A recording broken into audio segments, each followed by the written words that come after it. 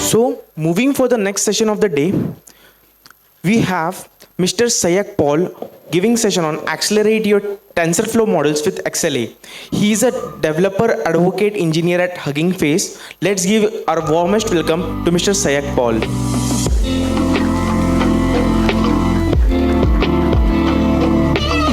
Thank you for joining us. With your expertise in computer vision and representation learning, we are thrilled to learn from you about optimizing TensorFlow models using XLA. Without further ado, we are looking forward for your session, and ladies and gentlemen, a huge round of applause.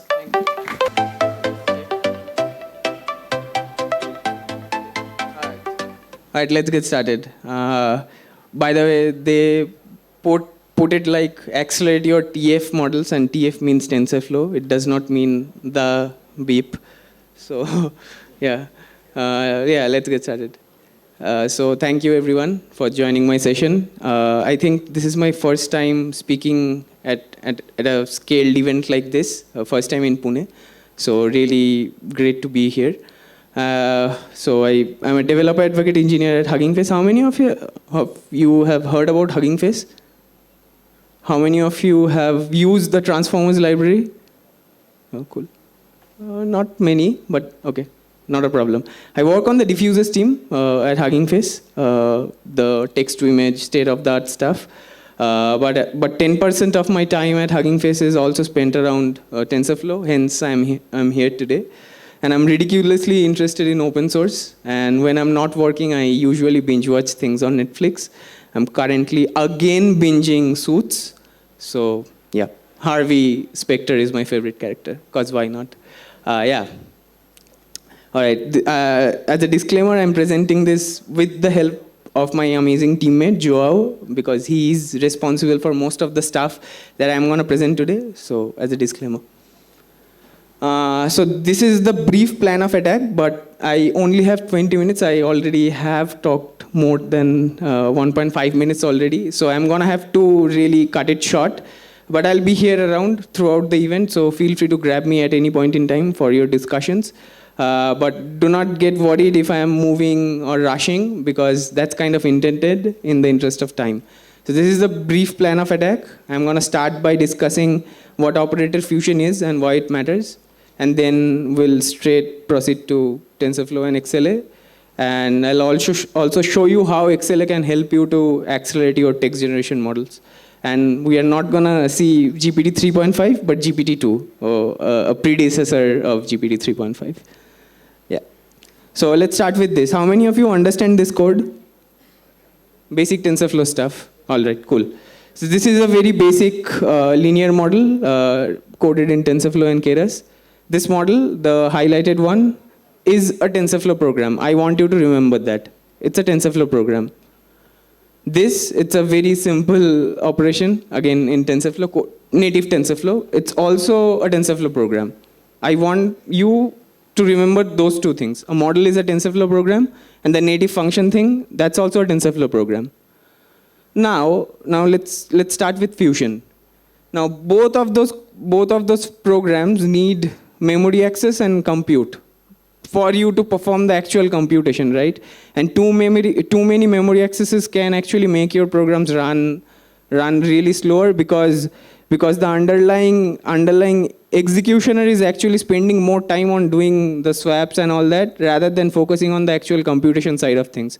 So the lesser your arithmetic density of computation is, the more expensive your programs will be as far as execution time is concerned. So I just want you to remember that in order to run a computation, it's not just about the computation part, but also the memory access part.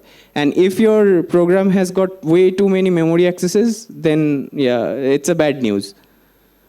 Now, this is the kind of overview of how Fusion works. Like on the left-hand side, you have got a native implementation of the seminal activation function ReLU.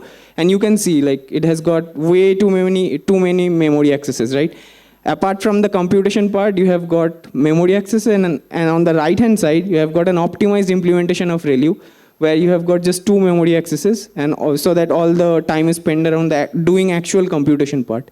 So that's the kind of flavor of Fusion. You sort of reduce the number of memory accesses in order to optimize for your arithmetic density so that your program can run faster and it's not computationally a burden for the executioner because you are not spending time around swapping registers and so on.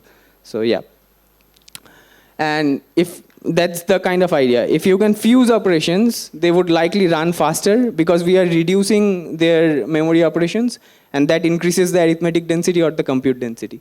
And this can also be extended to our neural networks because a neural network in TensorFlow is nothing but a TensorFlow program. It's just a bunch of matrix multiplications and additions. So yeah, and yeah, let's see how. So it's XLA. I'm not going to read out what XLA is. You can check out that check out the XLA website for that. But just to show off. So yeah, let's start. So the spoiler is text generation can run almost 100% faster if you can successfully compile your models with XLA, right? And I want you to let that fact sink in. 100% faster means you are kind of pleasing your supervisor. One. Second, you are earning that praise. Third, of course, you are contributing to the business side of things. You are immediately cutting down the computational costs of running your text generation models. So 100% faster, that means something. That should definitely mean something. Let that sink in. And yeah, and XLA comes with many optimization bits, but among all the optimization bits supported in XLA, Fusion is the most important one. There are other ones like tiling and so on, but Fusion is the most important one. And that's why I wanted to give you a very brief primer on Fusion. All right, let's start. So this is the very brief, schematic of how XLA works. XLA takes your, native TensorFlow program, which we call the high-level operations. Then it performs target-independent optimizations like common sub-expression elimination, operator fusion, and so on. And then it again generates an intermediate optimized, machine-level code. And then when you sort of deploy that, optimized intermediate machine-level code on your target hardware, let's say an NVIDIA V100, then again it runs another pass of, target-dependent optimization to figure out what's the most efficient way to route a particular buffer and so on. So these are like two brief stages of how XLA does it out there in the wild. And you can plug in your own platform too. Currently, XLA can optimize your CPU-based programs and GPU-based programs right off the bat. But you can, of course, one fine morning, if you are feeling like you want to invent a new hardware accelerator and plug in XLA, XLA has got support for that. So yeah. Yeah, let's again go back to the basics. Consider this simple function.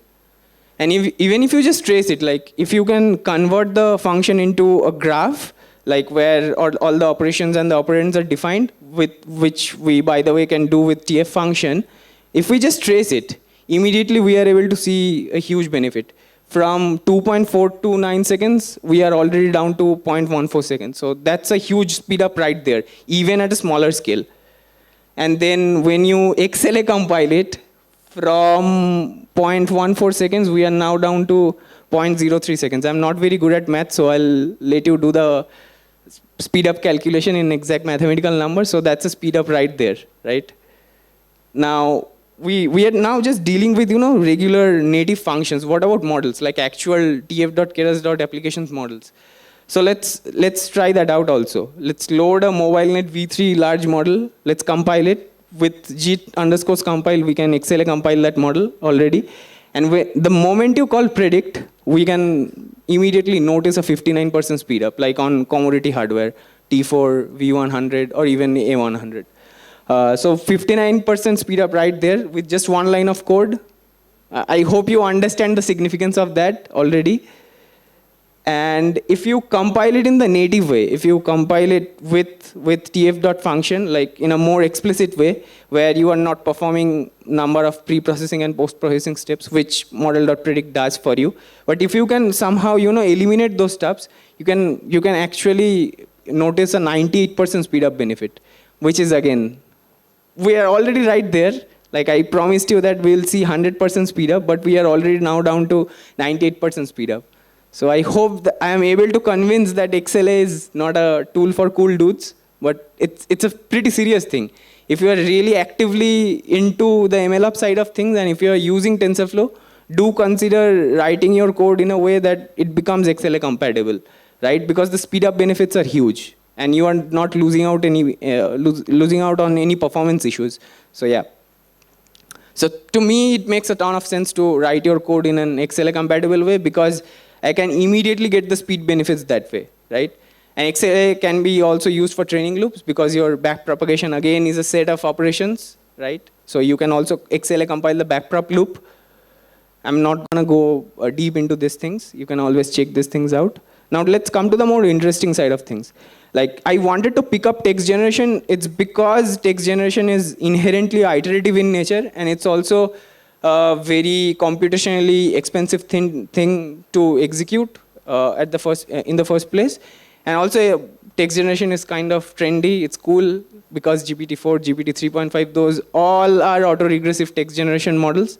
So I found it cool to talk about text generation for a while, and how text generation can be sped up with XLA. So there are lots of difficulties when it comes to running an autoregressive text generation model, because it's inherently iterative in nature. Because you are not doing nothing but predicting the next token given a set of tokens, right? Let's say we are starting our text generation with TensorFlow is and then we will sort of continue the text generation loop until and unless a stopping criterion is met.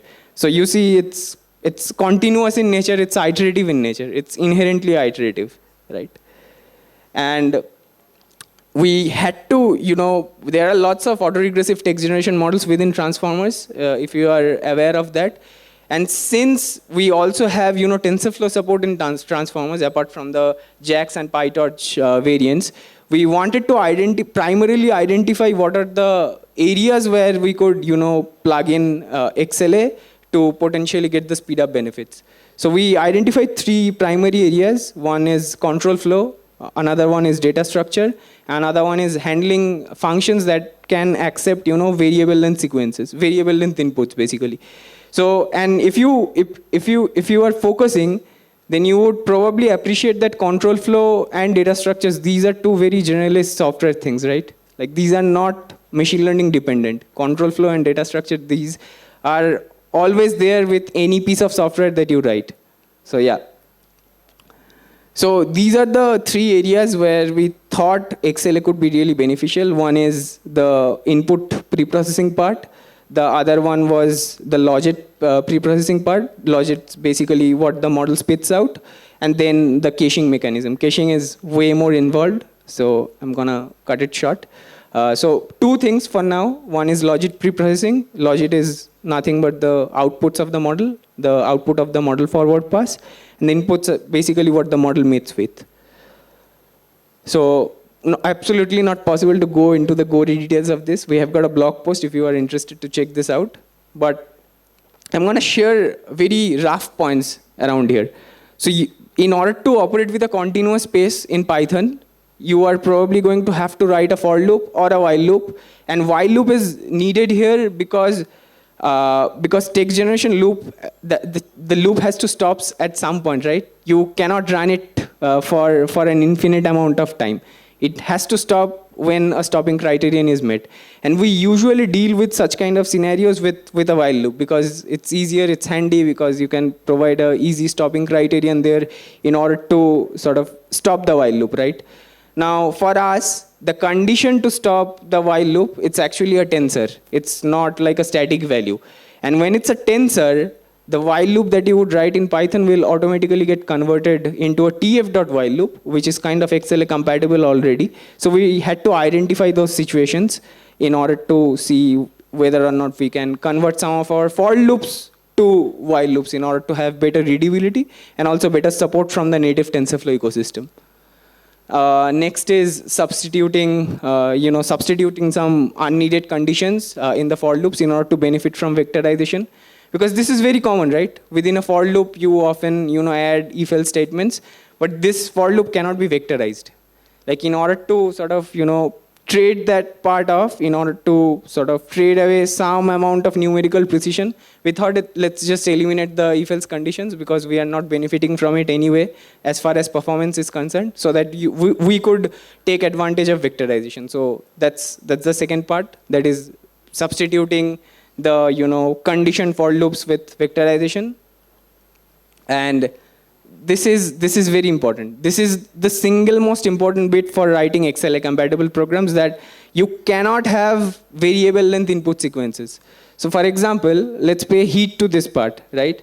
Now I have a function called reduce fun1, which is XLA compiled.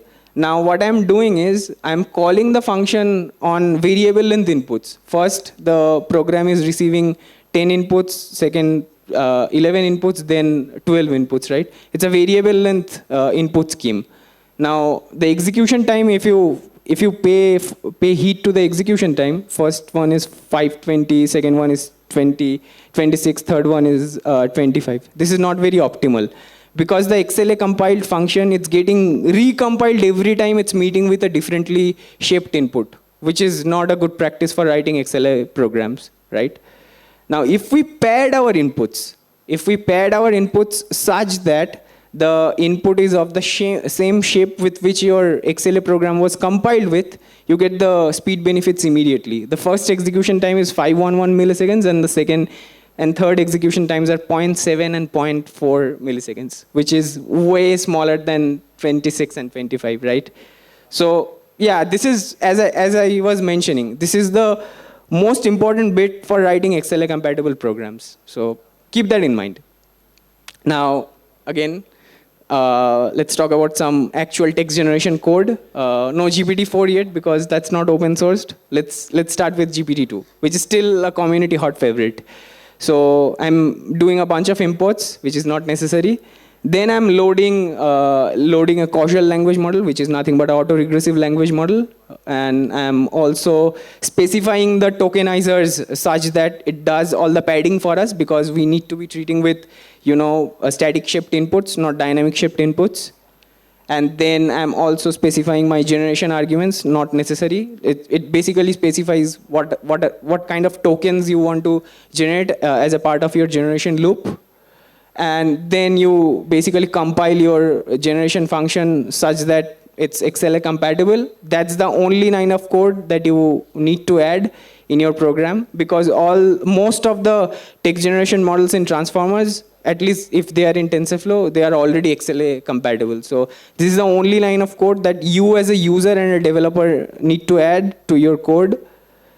And then we are basically entering into the for loop to see how the performance sort of stand up. So let's see. So the first one, it's compiling. That's why it's taking somewhere around 41,000 milliseconds. That's expected because the XLA program has not been compiled yet. So that's kind of expected. But once your XLA program is compiled, once that's done, the speed up benefits become very evident. It's now down to 157 milliseconds from 41,000 milliseconds. And I hope you understand the kind of speed benefits we are talking about here. If you don't, then we have got a problem. And the third loop, again, as expected, it's now down to 141 milliseconds from 41,000 milliseconds. So yeah, again, 100% speed up, as I promised. So that's the kind of benefit that XLA can offer you if you can write your programs in an XLA compatible way, which is not very easy to do. I'm gonna have to sort of admit that. But once you do that, the speed benefits are worth it. So a few key takeaways. XLA has got some sharp bits, but if done right, it can give you excellent amount of speed benefits, which you are probably looking for if you are serious about operationalizing your machine learning models in TensorFlow. And it has got a very steep learning curve, and it makes sense to accept that learning curve. And there are some limitations around XLA, around retracing, which can be efficiently solved by just making sure your inputs are statically shaped. And that can be solved using padding, as we saw. So yeah, here are some resources, and I'm gonna share the slides. So the slides are available here, and the left-hand side image, it was a generated image. It was generated using a model called IF. not the Rudyard Kipling poem. It's a model from the team at Deployed, and the model's name is If. So that's it. Thank you.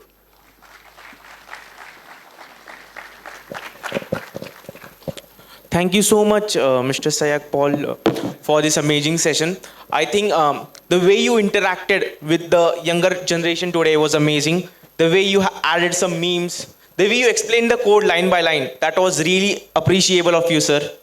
So thank you for sharing your valuable insights. I would really like to call now Antrix sir for felicitating